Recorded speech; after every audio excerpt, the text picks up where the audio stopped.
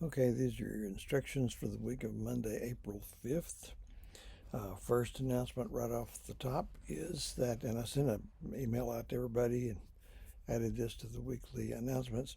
This is the drop date, final, the deadline for dropping a class. Okay, if you're still on my roster at 5 o'clock this afternoon when student services closes, you're going to be on my roster when I assign final grades in about a month. So if you're thinking about dropping, the time has come to make up your mind. Normally, the way that's done is routed through the instructor. If we still had paper-based stuff, you'd come to my office with a permission to withdraw form. We don't do that as long as the panic is on. So normally students simply email me, uh, tell me that you want to drop, make sure that's explicitly stated, and it helps if you tell me which section of stuff you're in. I can find you, it just takes a little bit of time. And I would forward that to student services. And for about another hour or so from the time I'm making this, which is around 20 to 11, that will work today. Now, today I'm going to have to abandon my little workstation here around noon because I have an appointment in Weatherford actually at 1, I believe. So, what you need to do is contact student services directly and we'll pick up the pieces later as needed. So, this is the last day to drop. Now, you've got whichever you're in, 1301 or 1302, you have two assignments this week. One of them due Thursday, the other due next Sunday night at minute before midnight.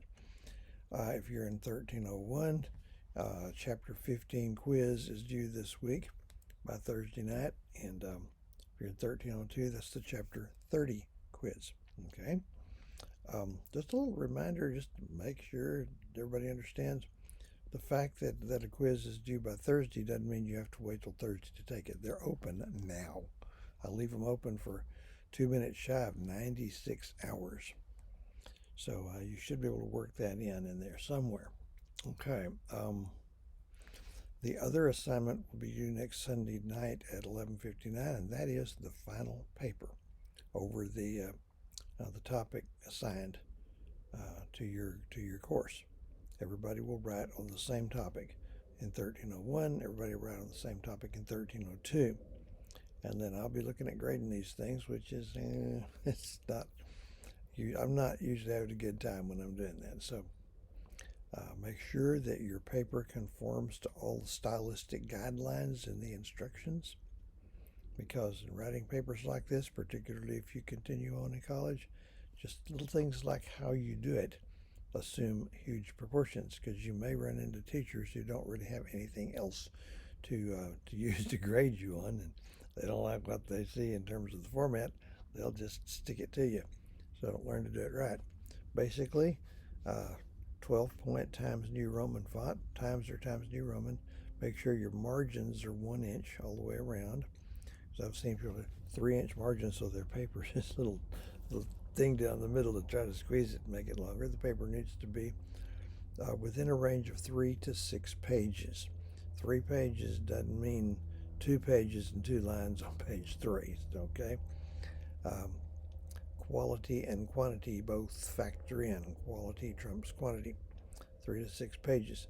Then your works cited list, which is the sources on the list you're provided that you actually used. You have to use a minimum number. I think it's 6, but go with what the written instructions say. That follows the paper. Like you finish the text, do what's called a page break, so that then the next page starts your works cited list. I can see a clear heading, like your name, whose paper it is. Okay, and there are ways I can tell that, but I want to be able to tell it if somebody plopped it on my desk and I weren't looking at a computer screen.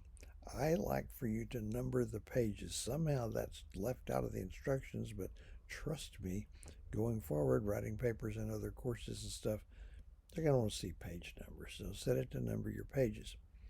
Sometimes I'm trying to count back to see if you're within the minimum to maximum range. Okay, this is about to be over. A month from today will be May 5th, and I will be turning in my final grades because your deadline for taking the final exam will have been the previous day, Tuesday, May 4th. So that is all coming down on us. Exam 3 will not be this week, it will be next week. And if I can work it in, I'm going to add to the instructional videos. I did. The ones you've seen so far were all done last fall. And I just ran out of time last fall. I had weeks there where it just was almost impossible for me to get to it. Nominally, I should have been doing about 7 or 8 of those a week, and that was not always possible for 2 different courses, where it'd be 14 to 16 a week. It takes a while to do those, even if they are just 15 minutes long. Okay, I think that gets us up to the starting line. So I'm going to post something along the way, probably after the final papers come in, about the topics you've been given. It's just my little lament, not exactly a lament, maybe a critique. Okay, there's more to American history than race. Race is not even a thing, so I'll tell you later. I don't want to get off on that right now, but there are people trying to sell the idea that the United States is defined by racism and nothing else really matters.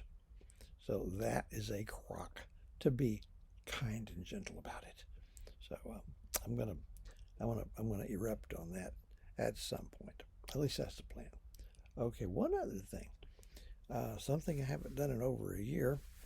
I'm planning to do this tomorrow. We'll see if anything gets in the way. I'm just gonna get up and get ready and come to school, sit in my office. And if you're on campus and want to drop by, that'd be great. I'm in Faculty 108A. Faculty is down behind, kind of the far side of the Liberal Arts Building, or the LART Building as it's called for short. So that's the plan. We'll see how it works out. I'll bring a book to read so I won't get too bored. But, I miss that. I really miss walking into classes. So, I look at you on honor lock, but you can't, that's not like seeing you in class. It's not like interacting directly. And I miss that. And as good a time as any to tell you this, I guess. I dreaded this for years, but the stars have lined up. I am retiring at the end of the semester. So this will be it. I may have a little farewell thing later on, but I've been a teacher for 50 years. The first time I walked into a classroom as the teacher was on August 23rd, 1971. I was teaching 7th and 8th graders. My little 8th graders are about the age of Mr. Castillo. They're in their early 60s now. That makes me feel a little bit old. But anyway, funny thing is they were less than 10 years younger than I was. So I thought I'd lay that out there for you. Anyway, see you again next week. Take care. How do I turn this thing off?